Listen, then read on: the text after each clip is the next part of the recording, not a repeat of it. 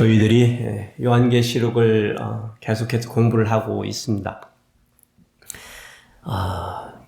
저도 이렇게 몇 달간을 요한계시록을 설교하는 것도 처음이지만 여러분들도 이 요한계시록을 이렇게 함께 예배 시간을 통해서 말씀을 나누는 것도 그렇게 흔히 있었던 경험들은 아니실 겁니다. 그렇지만 이제 2달간 말씀을 공부를 하시면서 여러분들 마음속에 그래도 이런 생각이 좀 드셨으면 좋겠어요. 야, 이거 어려워서 손도 못 대고 요한계시록 분주하고 여러 가지 의견들이 있는데 잘못하면 이단된다더라 해서 기피하는 마음이 좀 없어지시고, 생각으로 이 은혜의 말씀이 이 요한계시록 안에 철철 넘치는구나 하는 것을 적어도 그 정도는 느끼셨으면 하는 바람이 있습니다. 저는 오늘 설교 키워드를 철장이라는 단어를 선택을 했어요. 철장. 아이런 라드죠. 아이런 라드.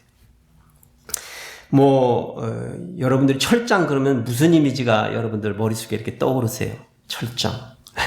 새로 든 몽둥이죠. 막대기거든요. 실제로 그냥 우리 한국말로 순수하게 번역을 해보자면 권세, 심판, 멸망 이런 것들이 떠오를 거고요. 시편에 보면은 2장 9절에 보면 네가 철장으로 그들을 깨트리며 질그릇같이 부수리라 하시도다는 이렇게 표현을 보면 철장이 깨트리고 부서뜨리고 멸망을 시키는 어떤 멸망시키는 도구로 이렇게 묘사가 되어 있죠.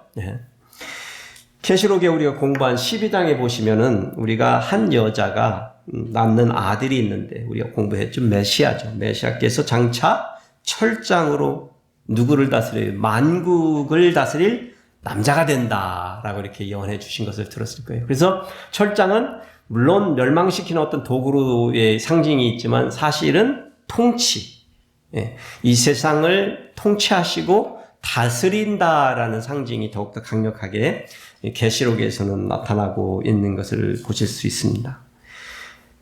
사실 철장을 드신 어린 양을 이렇게 상상해 보는 것은 사실 쉽지 않아요. 어린 양을 생각하려고 보면 연약하고 파르해서 세상의 모든 질고를 치시는 이 겸손하신 어린 양, 그렇죠? 그런데 그분이 다시 오실 때에 이 철장을 들고 오신다. 우리가 익히 아는 그 예수님은 아니잖아요. 우리가 사모하는 그 예수님, 우리가 좋아하는 예수님, 철장을 들고 와서 뭔가를 멸망을 시키고 깨트리고 부수실 이 통치하시는 예수님. 어린 나귀를 타고 예루살렘을 입성하시던 그 예수님께서 다시 오실 때는 무엇을 타고 오시겠다고 생각하세요, 여러분? 승리자의 백마를 타고 오신다라고 표현해주고 있죠. 근데 그의 손에 철장이 들려있는 거거든요. 그래서 다시 오시는 예수님은 우리가 흔히 생각하는 인자하시고 그냥 호락호락하고 모든 걸 다 그냥 용서만 해주시고 그러시는 예수님은 아니시라는 거예요. 그분이 오시면 그의 권세와 영광과 능력이 역력하게 드러날 것이라는 것입니다. 그래서 오늘 저희들은 본문을 통해서 그러한 어린 양의 실체를 공부를 할 겁니다. 철장으로 다스릴 어린 양인데 제가 옆에 붙였어요. 성도들, 그런 생각 해보셨나요? 어린 양이 다스리시는데 성도들이 있습니다. 그래서 여러분들이 전에 이렇게 뭔가를 이렇게 파괴해 본 적이 있다. 어떤 이유에서든지 하여튼간 의도적으로든 의도치 않게는 뭔가를 부서뜨려 본 적이 있다. 그 부서뜨릴 때의 어떤 그 느낌을 이렇게 아시는 분들이 계실 거예요. 그런 분들이 먼저 한번 읽어보세요. 저는 아직도 못 잊는 게 우리 딸내미 기타를 제가 화가 나가지고 때려 부순 적이 있어요. 그걸 기억하는 이유는 내가 그렇게 승질을 내본 적이 별로 없어요, 살면서. 근데 저도 기억도 못해요, 왜 그랬는지. 근데 우리 딸도 기억하고 저도 기억하는데 기타를 갖다가 그냥 그 자리에서 그냥 박살을 내버린 적이 있습니다. 그랬던 기억들이 있으신 분들이 먼저 읽으시고 다음 분들이 읽으시면 되겠습니다. 19장입니다. 19장 1절에서 16절을 교독하시겠습니다. 이 일 후에 내가 들으니 하늘의 허다한 무리의 큰 음성 같은 것이 있어 이르되 할렐루야 구원과 영광과 능력이 우리 하나님께 있도다. 그의 심판은 참되고 의로운지라 음행으로 땅을 더럽게 한 큰 음녀를 심판하사 자기 종들의 피를 그 음녀의 손에 갚으셨도다 하고 두 번째로 할렐루야 하니 그 연기가 세세토록 올라가더라. 또 24장로와 내 생물이 엎드려 보좌에 앉으신 하나님께 경배하여 이르되 아멘 할렐루야 하니 보좌에서 음성이 나서 이르시되 하나님의 종들 곧 그를 경외하는 너희들아 작은 자나 큰 자나 다 우리 하나님께 찬송하라 하더라. 또 내가 들으니 허다한 무리의 음성과도 같고 많은 물소리와도 같고 큰 우레소리와도 같은 그 소리로 이르되 할렐루야 주 우리 하나님 곧 전능하신 이가 통치하시도다. 우리가 즐거워하고 크게 기뻐하며 그에게 영광을 돌리세. 어린 양의 혼인 계약이 이르렀고 그의 아내가 자신을 준비하였으므로 그에게 빛나고 깨끗한 세마포 옷을 입도록 허락하셨으니 이 세마포 옷은 성도들의 옳은 행실이로다 하더라. 천사가 내게 말하기를 기록하라. 어린 양의 혼인잔치에 청함을 받은 자들은 복이 있도다 하고 또 내게 말하되 이것은 하나님의 참되신 말씀이라 하기로 내가 그 발 앞에 엎드려 경배하려 하니 그가 나에게 말하기를 나는 너와 및 예수의 증언을 받은 네 형제들과 같은 된 종이니 삼가 그리하지 말고 오직 하나님께 경배하라. 예수의 증언은 예수의 영이라 하더라. 또 내가 하늘이 열린 것을 보니 보라 백마와 그것을 탄 자가 있으니 그 이름은 충신과 진실이라. 그가 공의로 심판하며 싸우더라. 그 눈은 불꽃 같고 그 머리에는 많은 관들이 있고 또 이름 쓴 것 하나가 있으니 자기밖에 아는 자가 없고 또 그가 피 뿌린 옷을 입었는데 그 이름은 하나님의 말씀이라 칭하더라. 하늘에 있는 군대들이 희고 깨끗한 세마포 옷을 입고 백마를 타고 그를 따르더라. 그의 입에서 예리한 검이 나오니 그것으로 만국을 치겠고 진이 그들을 철장으로 다스리며 또 진이 하나님 곧 전능하신 이의 맹렬한 진노의 포도주 틀을 받겠고 다 같이 읽으시겠습니다. 그 옷과 그 다리에 이름을 쓴 것이 있으니 만왕의 왕이요 만주의 주라 하였더라. 아멘. 요한계시록을 저희들이 공부할 때 우리 독자들을 굉장히 혼란스럽게 하는 이유가 몇 가지가 있는데 그거는 우리 독자들이 가지고 있는 세 가지의 선입감 때문이라는 게 제 생각입니다. 첫째로 우리가 보시면은 이 요한사도가 지금 보고 있는 이 기록한 환상들이 그 내용들이 마치 지금 현실로 벌어지고 있는 사건이다라고 읽는다는 거예요. 그런데 사실은 기록된 많은 내용들은 그저 요한이 본 환상이에요. 이해가 되셨나요? 환상이지 환상이 사건으로 벌어진 것을 우리가 읽고 있는 것은 아니다라는 거예요. 이게 첫 번째 우리가 가지고 있는 선입관이고요. 또 다른 오해는요. 기록된 환상들의 내용들이 그 기록된 순서대로 벌어질 거라는 착각을 가지고 있어요. 이해가 되셨나요? 요한 사도가 본 환상들을 본 순서대로 기록했는지는 잘 모르겠어요. 모르죠. 모르겠어요. 자기가 본 순서대로 그걸 기록했는지는 모르겠지만 적어도 우리가 아는 것은 그 기록된 순서대로 앞으로 벌어질 사건들은 아니라는 거예요. 그게 두 번째 우리가 캐치해야 될 부분이에요.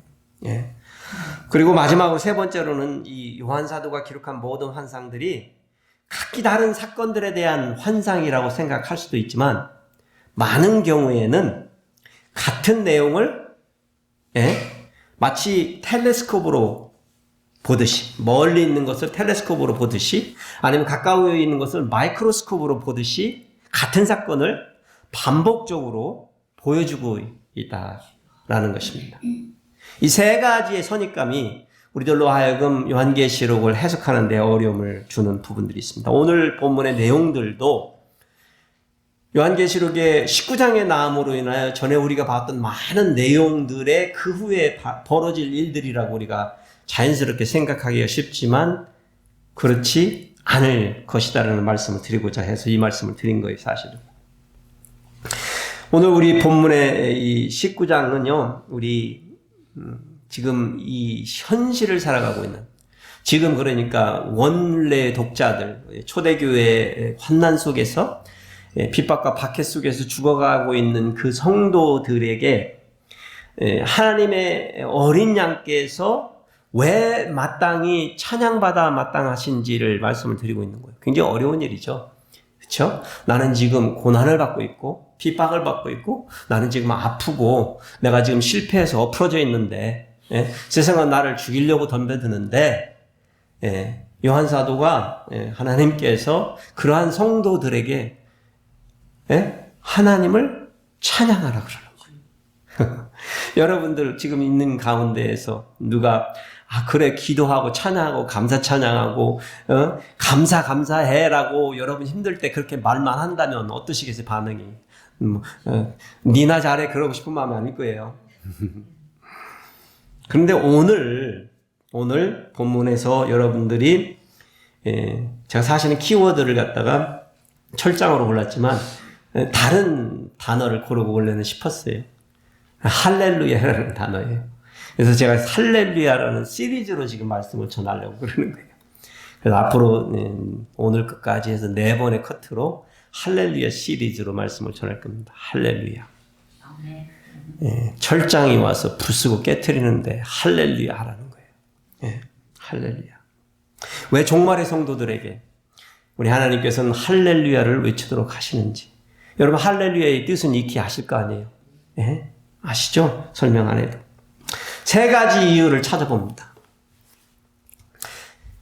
어린 양께서 정의로운 심판을 하시는 그 심판의 날이 올 것이기 때문이라는 거예요. 사실 보면 19장의 첫 5구절들을 잘 보시면은 18장에서 벌어졌던 7 대접의 사건들을 통해서 거기에서 이루어지는 사건들의 내용들을 보고 찬양하라고 말을 하고 있어요. 그러니까 19장이 2일 후에라고 말을 하는 것은 요한이 본 그 환상 후에 천상에서 그러니까 우리가 본 이미 지난주에 배웠던 내용들은 뭐예요? 마지막 날의 심판의 재앙들인 거예요. 그래서 심판주 어린 양께서 오셔서 하실 일들에 대한 내용들을 우리가 공부를 한 거거든요. 그런데 가만히 보면 제가 이미 순서가 바뀌었다라는 말씀을 드렸어요. 왜 하나님께서는 그러면 이 악의 축들, 악의 세력들, 용과 짐승과 거짓 선지자들, 음녀들을 심판하시는 그 재앙의 내용들을 오늘 이 19장의 본문에 어린 양의 오심, 백마를 타고 오시는 철장을 들고 오시는 이 어린 양의 모습이 나타나기 전에 미리 그러한 이야기들을 먼저 하셨을 거라는 어떤 생각을 질문을 해볼 수 있어요. 왜 그러면 먼저 그 얘기를 하셨을까? 근데 제가 짐작해 보니까 이런 생각이에요. 내가 지금 힘들어 죽겠는데 우리 어린 양께서 오셔서 혼인날 결혼잔치를 한다라는 얘기보다 지금 나를 괴롭히는 자들, 나를 힘들게 하고 나를 죽이려고 하는 자들이 모조리 싸그리 지금 당장에 오늘 이 시간에 이 순간에 어떻게 됐으면 좋겠어요? 그냥 멸망당했으면 좋고 싶은 게 내 심정인 거죠. 인간의 심정인 거죠. 제가 생각해보는 거예요. 왜 그러면 그런 심판의 재앙들의 내용들을 먼저 얘기를 하셨을까? 순서적으로. 제 생각이에요. 요한사도가 큰 성 바벨론 음녀들에게 내려질 진노의 심판에 대한 환상들을 다 보고 다 기록한 후에 그걸 본 후에 환상이 보여지는데 하늘에서 큰 무리의 음성들이 들리는 거예요. 할렐루야를 부르면서 구원과 영광과 능력이 우리 하나님께 있도다. 누구에게 있어요? 능력이. 구원이 누구에게 있어요? 영광이 누구에게 있어요? 하나님께 있다라는 거예요. 이 세상에 권세 잡은 자들, 능력 있는 자들, 지금 나를 핍박하는 자들에게 있는 것이 아니고 누구에게 있다고요? 하나님께 있다는 거죠. 예. 어린 양의 주권을 지금 선포하고 있잖아요. 예. 그래서 할렐루야는 우리가 그냥 심심풀이로 할 수 있는 그런 예, 인사말은 아닌 거죠. 예. 주 하나님을 찬양하라. 찬양하라. 우리가 오늘 찬양 속에서도 들었죠. 할렐루야. 근데 참 재밌는 거죠. 이 할렐루야 소리를 구원과 능력과 권세가 하나님께 있는 것을 기억하면서 예, 하늘에서 지금 소리를 울려 퍼지고 있는 거예요. 그러면서 그 심판의 현장에서 솟아오르는 연기가요, 세세토록 올라간다라고 표현하고 있어요. 이 연기가 성도의 기도가 아니에요. 이 연기는 지금 심판의 현장에서 지금 불타오르고 멸망한 현장에서 끊임없이 올라가는 연기가 보이는 거예요. 그러니까 멸망당한 심판의 현장을 보면서 우리 성도들이 어떻게 하라고요? 하나님을, 어린 양을 찬양하라. 찬양하라. 찬양하라는 것이죠. 이번에 천상에서요, 하나님의 보좌를 향하여서 그 소리가 들리니까 내 생물들과 24장로들이 소리쳐서 화답을 해요. 그들이 모두 다 엎드려 보좌에 앉으신 하나님께 경배하여 아멘 할렐루야, 아멘 할렐루야라고 화답하며 찬양 경배를 합니다. 그러니까 아멘이라는 소리는 또 아시죠? 제가 설명 안 드려도 무슨 얘기예요? 옳습니다, 그렇습니다, 동의합니다 라는 이런 뭐 제청합니다 이런 표현들이거든요. 맞습니다 이런 표현이에요. 할렐루야를 외치니까 맞습니다, 할렐루야입니다 라고 하늘에서 천상의 존재들이 화답을 하면서 말을 해주고 있어요. 우리가 찬양을 할 때 서로가 입을 벌려서 찬양할 때 우리가 입을 함께 벌려서 찬양하는 게 서로에게 힘이 되잖아요. 격려가 되잖아요. 뭐 그냥 입만 딱 써서 나만 찬양하고 이런 게 아니라 사실 우리가 함께하는 찬양을 우리 하나님께서는 즐겨 받으시거든요. 그래서 우리 굉장히 능동적으로 자발적으로 기쁘게 힘겹게 일하듯이 찬양을 해야 돼요. 사실은. 예, 일하듯이. 뭐 내가 마음이 안 그러니까 나는 안 할래? 아니요. 아니라니까요. 나는 아닌데, 난 힘들어, 피곤하고 지치고 쓰러지고 죽겠는데 무슨 할렐루야. 아니요. 그럴수록 더욱더 누구를 기억하라고요? 권세와 능력과 구원의 주 되시는 하나님을 기억하는 거죠. 옆 사람 생각해봤자예요. 여러분은 남편, 쓸모없어. 아내, 쓸모없어. 여러분의 목사도 쓸모없어. 어려움 가운데 있는 여러분은요, 여러분 느끼실 거예요. 어려움을 겪으신 분들은 늘 그럴 거예요. 결론이 뭔지, 나밖에 없구나, 세상에. 그런데 나밖에 없는 게 아니라니까. 할렐루야. 하나님이 함께 계시다는 거예요. 이걸 하려는 거예요, 이걸. 아직도 옆에 사람을 의지하시려고 하는 여러분들이시라면, 참 안 됐습니다. 제 편은 그렇게밖에 말씀을 못 드리겠어요. 안 됐습니다. 옆에 있는 사람은 늘상 우리를 실망시키고 내가 원하는 대로 해주는 사람은 아무도 없어요. 내 자식도 아니고 내 남편도 아니고 아내도 아니고 내 식구들도 아니고 아무도 아닙니다. 더더욱이나 교회 성도들이 여러분의 가려운 것을 긁어주겠다고요? 천천만의 말씀입니다. 오로지 하늘에 계신 우리 주님뿐입니다. 그래서 그분이 내 억울함을 갚아주시겠다는 거예요. 마지막 날에. 그러니 이번에 그 소리가 어떻게 들으냐면 대상을 바꾸어서 말을 해요. 그러면서 하나님의 종들, 누구예요? 저와 여러분이잖아요. 그를 경외하는 작은 자나 큰 자. 뭐 여러분 생각하기에 나는 큰 자라고 그러면 큰 자시고 여러분이 작은 자라고 생각하면 작은 자야. 나는 아무것도 아니고 그러면 여기 들어가 있는 거예요. 여러분 중에 나는 믿음도 없어 그렇게 그냥 속으로 생각하시는 분도 괜찮아요. 우리가 판단할 일이 아닌 거죠. 그 믿음에 대해서. 그렇죠? 모든 자들에게 말하는 거예요. 뭐 하라고? 다 우리 하나님께 찬송하라. Praise our Lord. 이게 똑같은 거예요. 할렐루야죠. 할렐루야. 우리의 환난 가운데 있는 우리 교회들에게, 성도들에게, 힘들어 하는 우리들에게 Praise the Lord. 할렐루야 하라고 말씀하고 있는 거예요. 왜 그럴까요? 왜요? 어린 양의 마지막 날의 진노의 심판이 악의 세력들, 용과 짐승과 음녀들에게 분명하게 내려질 것이기 때문입니다. 우리 성도들은 그래서 할렐루야를 외치는 거를 좀 이렇게 부끄럽게 생각하거나 망설이지 말아야 돼. 망설이지 말아야 돼. 뭐 그냥 힘들어도 할렐루야를 외치고, 그냥 힘들어도 찬양을 하고, 힘들어도 주를 향하여 우리의 몫을 통하여서 주님 감사합니다라고 말할 수 있는 성도가 제가 보기에는 진짜 믿음의 소유자예요. 내 아픔과 고통과 내 생각을 누구에게 뭔 얘기를 수시로 한다고 해서 해결할 문제가 없습니다. 우리의 삶은 고달프고 힘들고 지쳐서 내일에 대한 소망이 없다니까요. 지금 전쟁이 곳곳에서 벌어지고 있는데 어디 그 백성들에게 소망이 있습니까? 아니 하루아침에 미사일이 자기들 지붕으로 떨어지는데 무슨 소망이 있어요? 그 사람들이 뭘 잘못했어요? 여러분 생각, 뭐 팔레스타인들 뭐 이슬람교? 아니 이슬람교가 여러분들에게 뭐 잘못했는데 그렇게 욕해요? 난 이해가 안 돼요. 여러분들한테 뭘 잘못했어요 그 사람들이? 북한의 김정은이가 막말로 여러분들한테 뭘 잘못했어요? 그렇게 북한 사람들을 미워해? 다 하나님이 귀하게 여기는 영혼들인데 우리가 아쉬워할 건 뭐예요? 그들에게 복음이 전해지지 않냐고 그냥 폭탄 맞아 죽는 게 더 아쉬운 일이잖아. 그렇잖아요. 그러니까 이런 세상 속에서 여전히 그냥 편만 갈라가지고 내 편 생각할 게 아니라는 거예요. 우리는 어쨌거나 하늘님 편, 하늘 편, 어린 양의 편인 거예요. 이 세상의 편이 아니에요.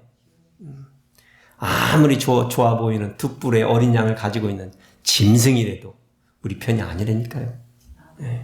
그 짐승들은 우리 편들이 아니에요.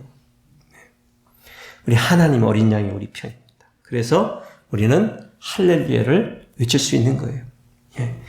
주님을 따르는 참 성도는요, 죽겠다는 말보다는, 안 된다는 말보다는, 못 해먹겠다는 말보다는 그저 할렐루야를 선포해야 합니다. 아멘.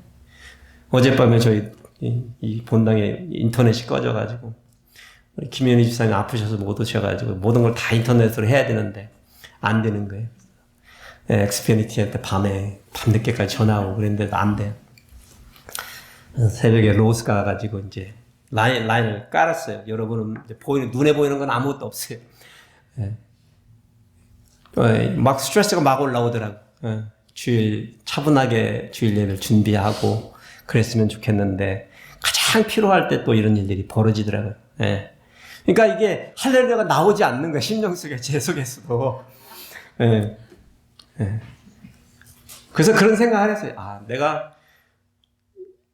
할 일을 먼저 하고 이렇게 이 일을 추진해 나가자 생각을 했어요. 그래서 아침에 일어나서 마음속으로 기도, 찬양하고 제가 하던 달리기도 하고 몇 번 안 남아서 30번 남아서 로스 갔어요. 가가지고 사다가 30번 만에 깔고 모든 게 다 됐어요. 걱정하면 잠을 잃어버리고 지금 여러분들이 뭐 모든 게 다 그냥 스무스하게 다 돌아갔잖아요. 세상은 우리로 하여금 그런데 잘 생각해보면 누가 누구를 힘들게 하려고 이런 일들이 벌어지는 게 아니라니까요. 그냥 문제가 생기는 거야. 오래됐으니까 고장이 나는 거고 오래 썼으니까 결함이 생기는 거고 오래 살다 보니까 몸이 아픈 거고 너무 잘 쓰다 보니까 이게 힘들어서 고장이 나는 거고 옆에 사람들이 나를 이해를 못하니까 이런 불소통이 일어나는 거고 그러는 것이지 누가 누구를 위해서 모든 일이 벌어지는 게 아니라. 그런데 정확한 거는 이 악의 축들은 용과 짐승과 음녀와 거짓 선자들은 그렇지 않다니까요.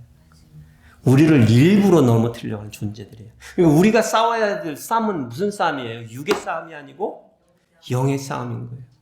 그래서 믿음이 있는 사람들은 되도록이면 육의 싸움을 싸우지 말아야 됩니다. 옆에 사람 괴롭히지 말고 집에 있는 사랑하는 사람들 괴롭히지 말고 나 스스로도 괴롭히지 말고 영의 싸움을 싸우시라고요. 싸움. 그 말씀을 왜 드리냐면 이 심판날이 올 거니까. 그래서 어린 양께서 오시는 그날을 생각하며 모든 상황 가운데서 어떻게 하라고요? 할렐루야 하라고요. 여러분 다 함께 할렐루야 한번 해보세요. 할렐루야. 할렐루야.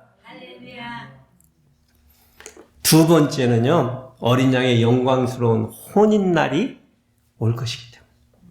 혼인날이. 물론 심판의 날이 그 무시무시한 심판의 날이 오지만 우리 성도들에게는 더 기쁜 날이 오고 있습니다. 여기 보니까 할렐루야 6절에 하면서 우리가 즐거워하고 크게 기뻐하며 그에게 영광을 돌리세. Let us rejoice and be glad and give him glory. 예. 왜요? 우리 어린 양께서, 신랑 되신 어린 양께서 신부를 찾아서 오신다는 거예요. 여러분, 할렐루야를 많이 들어보셨죠? 그런데 사실 성경 전체를 통해서 할렐루야라고 직접 나오는 표현은 27번밖에 안 나와요. 27번. 구약의 시편에 23번이 나와요. 23번이. 구약에서 신편에. 그럼 4번은 어디에 나올까요? 딱 4번은 신약성경 요한계시록에 나오는데 오늘 19장 본문에서 4번만 나옵니다. 왜 그렇게 할렐루야가 이 본문에 나올 거라고 생각하세요? 예? 심판이 벌어지고 재앙이 오고 멸망이 오는 가운데 왜 할렐루야를 외치라고 4번씩이나 여기 이 구절에 이렇게 기록해 놓았을까요? 중요하니까, 꼭 그랬어야만 하니까, 우리 성도들이 그래야만 하니까. 예. 멸망의 날에, 종말의 날에 우리가 할 수 있는 찬양은 할렐루야인 거죠. 예. 그러나 여기에서 보면 또 두 번째 이유가 있는 거죠. 왜 할렐루야라고요? 여기 있네요. 7절 후반부에 어린 양의 혼인 기약이 이르렀고 그의 아내가 자신을 준비하였으므로 그에게 빛나고 깨끗한 세마포 옷을 입도록 허락하셨으니 이 세마포 옷은 성도들의 옳은 행실이다 라고 말하고 있어요. 이 본문이 굉장히 짧게 나오는데 사실 이 구절에서 우리가 어린 양의 혼인에 대한 3가지 영적 원리를 보게 돼요. 첫째는 어린 양의 혼인 기약이다 라는 표현입니다. 이게 누구의 약속이라는 거예요? 누가 우리를 데리러 온다고 약속해 주셨어요? 이 어린 양께서. 누가 우리를 신부 삼아 주신 거예요? 그러니까 내가 예뻐가지고 온 동네 방네 소문나가지고 그냥 모든 남정녀들이 쫓아와가지고 혼이라고 싶어도 그렇게 그래가지고 내가 그래서 이렇게 너는 내 신랑 해라라고 이렇게 선택한 게 아니고 우리는 우리가 신부로서 누구에게 선택함을 받았다는 거예요. 어린 양이. 그리고 그 어린 양의 신랑 되신 분이 오시마 와서 데리러 올게 하고 가셨다는 거예요. 데리러 올게 하고 가셨다는 거예요. 그런데 기다리고 있는 신부가 힘들어 죽겠는 거죠. 이제나 저제나 그런 상황 아니에요. 힘든데. 사실 이 부분을 우리가 좀 더 깊게 이해를 하려면은요, 우리 유대인들의 결혼에 대한 이야기를 이해를 좀 하셔야 돼요. 제가 다음 주에도 이 어린 양의 혼인잔치를 얘기를 하려고 하기 때문에 조금만 말씀을 드리면, 유대인들에게는 정혼, 약혼식이라는 게 있었어요. 그러니까 이 요셉과 마리아, 예수님의 부모님들이 정혼한 사이라는 표현을 들어보셨잖아요. 그러니까 오늘날의 약혼식은 피안세 뭐 이렇게 해가지고 그 관계가 그런데 이 약혼식의 이 관계는 사실은 아무런 법적 관계가 없어요. 오늘날의 우리들에게는. 그래서 약혼식을 했더라도 두 사람의 약속이고 두 집안의 약속이지 사실은 법적인 효력이 아무것도 없어요. 오늘날의 약혼식은 그렇단 말이죠. 근데 유대인들의 약혼식은, 정혼식은 그렇지가 않아요. 그들이 이미 약혼을 해가지고 이 약혼식을 치르고 나면 두 사람이 같이 살지는 않아도 부부로서의 법적인 효력을 갖는 거예요. 그래서 헤어지려면 이혼을 해야 돼, 법적으로. 이해가 되셨나요, 이 차이점을? 그래서 이 이미지, 어린 양이 혼인을 들어가지고 우리에게 말씀하시는 우리 어린 양이 다시 오심의 관계는 바로 그 그림인 거예요. 예수님이 초림해 오셔서 어떻게 하셨다고? 우리 성도들을 신부 삼아주셨다. 그 뒤서부터는 어때요? 법적으로 우리 성도들은 예수님의 신부고 예수님 우리의 신랑인 거예요. 법적으로. 그러니까 그 신랑이 이제 자기 집에 가가지고 자기가 할 일이 있어요. 신랑 신부가 새로 살 집을 만들어야 될 거 아니에요. 그런 일들을 하다가 보통 이제 유대인들을 보면 1년 정도의 기간을 거쳐가지고 그 모든 게 준비되면 혼인식을 거행하기 위해서 신부를 데리러 오는 거예요. 그 신부를 데리러 와서 신부를 데리고 자기 집에 가서 그 자기 집에 마련된 혼인식에서 혼인잔치를 7일간을 하는 것이 이게 유대인의 전통 혼인 방법입니다. 그러니까 신랑이 성도들, 신부된 자를 찾아오는 일은 뭘 찾아오는 거예요? 결혼하러 오는 게 아니고 자기의 신부를 찾으러 오는 거예요, 사실. 네. 자기의 신부를 찾으러 오는 거예요. 네. 그날, 그러니까 우리 성도들은 우리가 신랑의 신부되는 어떤 법적인 효력이 발행하는 그날을 기다리는 게 아니고 같이 살 날을 같이 동거하며 동거동락할 수 있는 그날을 꿈꾸며 기다리고 있는 것이죠. 신랑이 자기가 해야 할 의무를 감당할 날을 기다리고 있는 거예요. 예. 근데 보시면 여기 이 내용을 잘 보시면은 어린 양께서 우리 성도들에게 세마포 옷을 입도록 허락하셨다라는 표현을 해주는 거예요. 어린 양께서 흰 옷, 세마포 옷, 그러니까 이제 신부에 입는 흰 옷이잖아요. 그런데 웨딩드레스, 오늘날은 웨딩드레스인데 잘 보시면 이게 웨딩드레스가 아니고 깨끗한 세마포예요. 그래서 이 깨끗한 세마포, 흰 옷에 대한 표현은 이미 여러분들이 계시록을 공부하면서 많이 들으셨어요. 예. 이기는 자에게 무슨 옷을 입혀주신다고요? 흰 세마포 옷을 입혀주신다고요. 네. 그리고 많은 수도 셀 수 없는 어떤 무리들이요? 찬양을 하고 있었어요? 흰 옷 입은 무리들이 14만 4천의 무리들이 이 흰 옷 입은 무리들을 끊임없이 우리들에게 보여주셨어요. 그런데 그걸 누가 허락해 주셨다라고요? 그 옷을 입을 수 있도록 어린 양께서. 그러니까 잘 보시면 이 신부의 허물이나 신부의 흠이나 이런 것들은 누가 덮어주는 거예요? 어린 양께서 덮어주시는 거예요. 내가 팔방미인이고 흠집이 없는 완벽한 미인이라서 그런 거룩한 옷을 우리 신랑으로부터 받아 입을 수 있는 게 아니라 사실은 우리가 가릴 게 많은 거예요. 예, 흠이 많고 흠집이 많고 가릴 게 너무 많은 거예요. 근데 신랑이 기꺼이 입혀주는 거예요. 이 거룩한 세마포 옷을. 그러므로 모든 것이 어떻게 되냐면 보듬어지고 가려지는 거죠. 우리를 성도 삼아주신다는 그 의미가 바로 그 의미인 거죠, 여러분. 우리 주님께서는 우리를 그렇게 보듬어 주시고 가려 주시고 입혀 주시는데 우리들은 스스로가 그게 용납이 안 되는 거잖아요. 그렇죠? 예. 내 눈에 양이 안 차는 거예요. 모든 관계들이. 예? 왜 저 사람은 저럴까? 왜 니는 저럴까? 서로에게 그런 생각을 눈을 잣대를 대고 들이대니까 여러분이나 저나 평온을 가질 수 없는 거잖아요. 예? 그런데 여기 보세요. 어린 양의 그날에도 거룩한 옷을 입은 신부의 세마포 옷은 신랑이 받아줬다니까. 신랑이 받아줬는데 왜 딴 사람이 이래라 저래라 하냐. 그렇죠? 그렇잖아요. 아니, 시집 가는 날 가가지고, 저런 신부 맞으면 안 돼. 뭐, 저런 신부, 저 신부 저런 과거에 뭐 저런 여자야. 뭐 이런 식으로, 이런 따위의 말을 한다면 말이 되겠어요? 안 되잖아요. 신랑이 덮어줬다니까. 신랑이 받아주고. 그게 우리와 어린 양의 관계란 말이에요. 네. 그래서 우리는 좀 더 너그럽게 우리 앞에 있는 사람의 실체를 볼 게 아니라 어린 양의 흰 세마포 옷을 입은 성도들을 볼 수 있도록 자꾸 노력을 하셔야 하는 것입니다. 그런데 여기에 좀 번역상에 어려운 구절이 하나 나와요. 뒤에다가 이 세마포 옷은 성도들의 옳은 행실이로다 라고 말을 딱 해가지고 마치 그 옷을 성도가 옳은 행실을 해서 얻어 입은 것처럼 표현이 돼버린 거예요. 사실 이거는 여러분 이제 여러 성경 번역들을 보시면 이렇게 가로 안에다가 쳐놓은 걸 보실 수 있어요. 그러니까 이 부분은 훗날에 누가 첨가시킨 거야. 원래 사본에 없는 많은 내용들이 없는 내용인데 누군가가 이걸 첨가를 시킨 거예요. 그래가지고 마치 성도들의 거룩한 옷이 성도들의 옳은 행실에서 온 것처럼 이렇게 말을 했는데 사실은 그런 뜻도 아니에요. 예. 이 단어, 이 옳은 행실이라는 단어가 디카이오마라는 단어예요. 디카이오마. 그러니까 한 단어죠, 한 단어. 그러니까 뭐 옳은 행실이라는 두 단어도 아니에요. 한 단어. 근데 이 말의 어근이 뭐냐면, 헬라의 어근이 뭐냐면, 근거, 증거, 법, 이런 뜻이에요.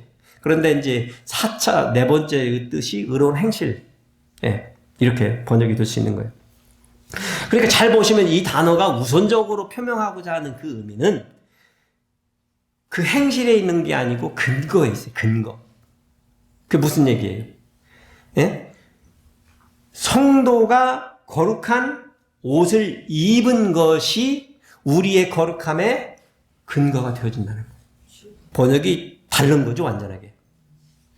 그 입은 옷이 내가 거룩한 행실을 했다는 것을 표명해 주는 게 아니라 우리는 넘어지고 쓰러지고 불우한 자들이지만 죄인들이지만 그 거룩한 옷을 입었음으로 인하여 모든 것이 가려지고 내가 의로운 사람으로 표명되어진다는 거죠.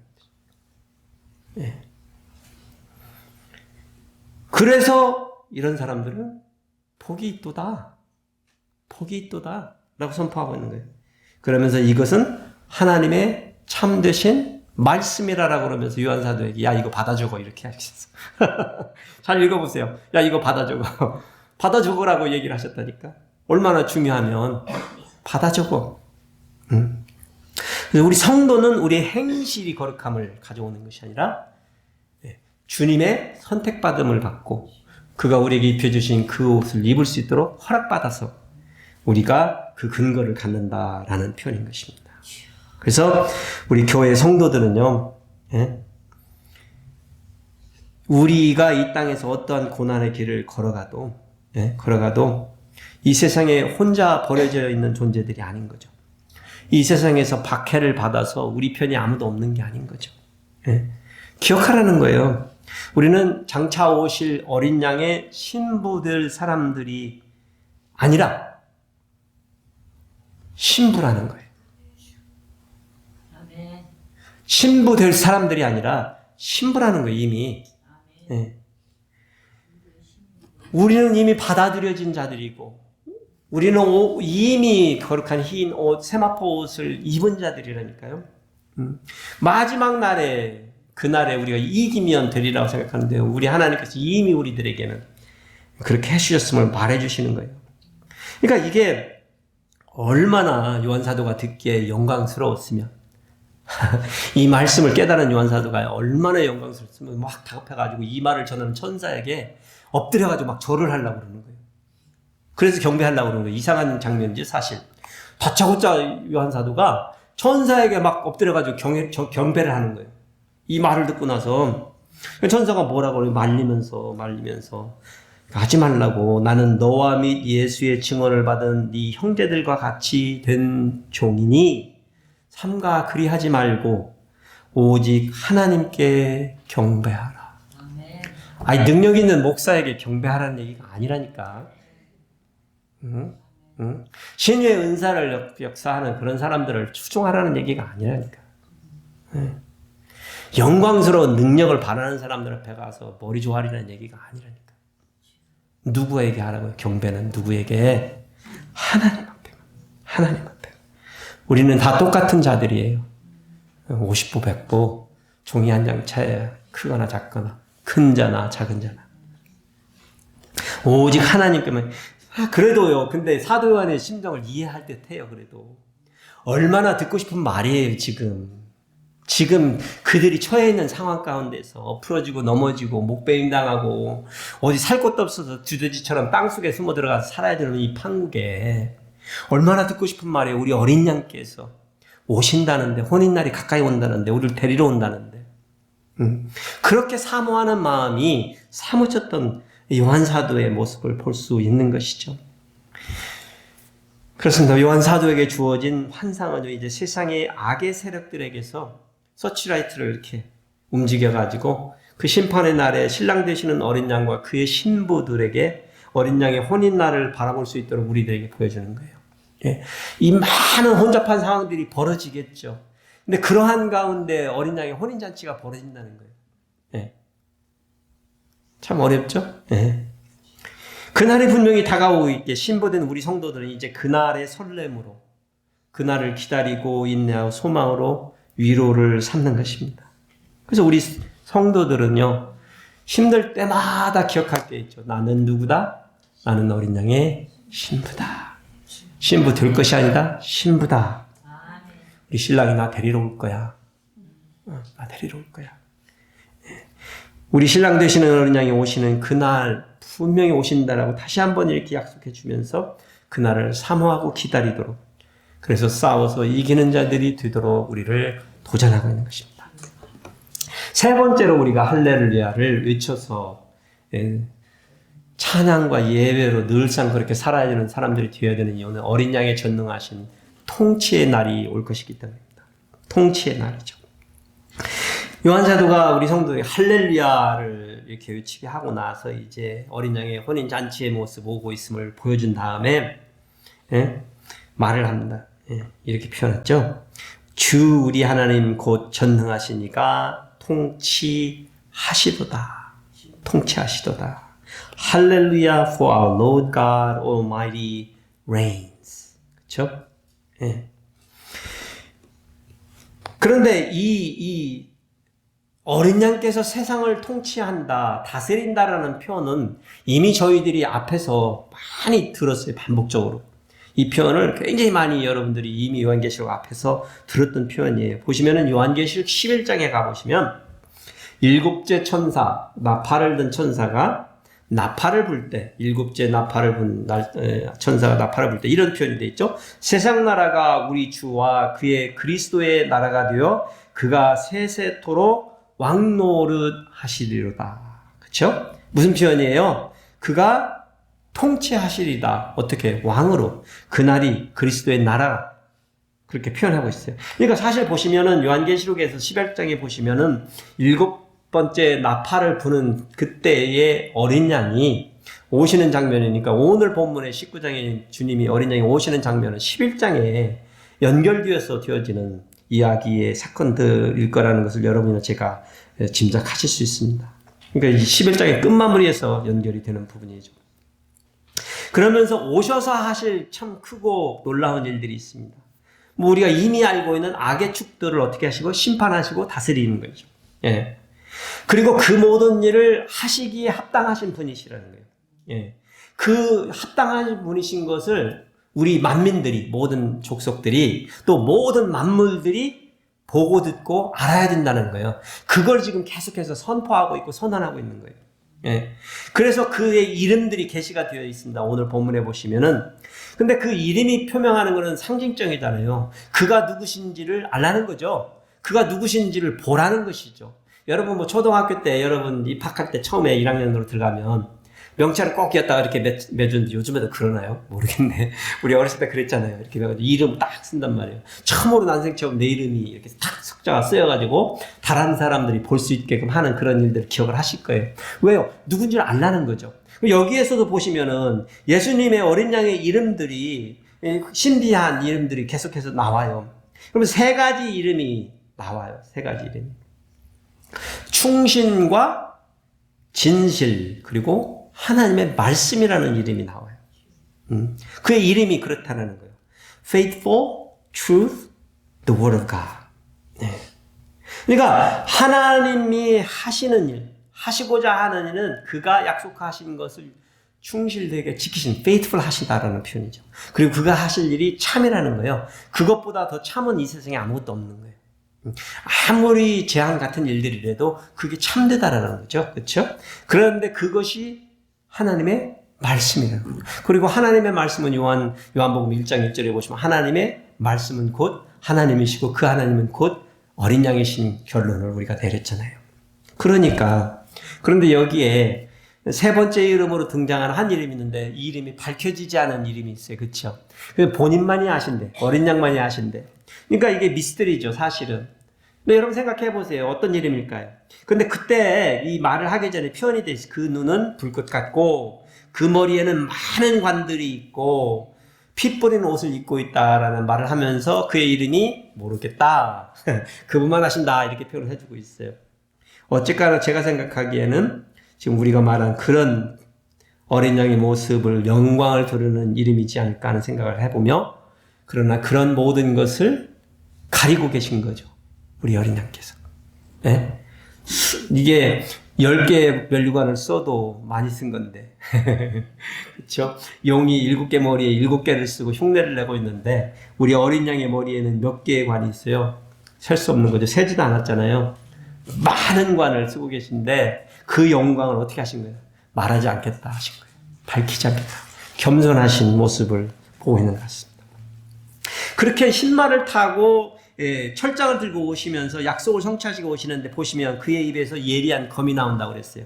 우리는 성경을 통해서 예리한 검이 뭘 표현하는지 이미 많이 아시죠? 이게 하나님의 말씀이잖아요. 말씀으로 통치하시겠다는 거예요. 그러면서 그것으로 만국을 치겠고 친히 그들을 철장으로 다스리며 친히 하나님 곧 전능하신 이의 맹렬한 진노에 포도주 틀을 밟겠고 또 얘기하고 있어요. 여러분 이 표현 들으셨죠? 전에. 포도주 틀을 밟겠고 들으셨죠? 근데 이야기가 주님이 오셔서 하실 일을 전에 우리한테 이미 얘기해 준 거예요. 예. 예? 만국을 치시고 심판하신다. 철장으로 다스려 통치하신다라고 하면서 그러한 심판의 날의 표현을 포도주 틀을 밟는 것으로 상징적으로 표현해 주신다. 이거는 14장에 나오는 그림이잖아요. 한 천사가 낫을 땅으로 향하여 휘두르니까 포도송이가 거쳐지고 그걸 포도주 틀에 번지니까 거기서 피가 말굴레까지 왔고 1600 스타디움까지 퍼지는 놀라운 심판이 이야기가 지금 여기 나와 있잖아요. 그러면서 16장에 7 대접들의 7번째 심판의 재앙의 또 다른 모습이 아마겟돈의 전쟁의 모습이잖아요. 그날에 열왕과 짐승들과 거짓 선지자들이 합세해서 어린 양을 대적하여서 많은 나라들이 싸우려고 하는데 그 결과가 뭐예요? 어린 양이 이길 거죠. 그러면서 부름을 받고 선택된 진실한 성도들은 어린 양과 함께 이길 것이다 라고 막 표현해 줬어요. 잘 생각해 보세요. 이 표현은 부름을 받고 선택된 진실한 성도들은 어린 양과 함께 이길 것이다 라고 얘기했단 말이에요. 근데 그날에 싸우신다는 거예요. 어린 양이. 근데 성도가 지금 어디에 있어요? 어린 양과 함께 싸우고 있다니까.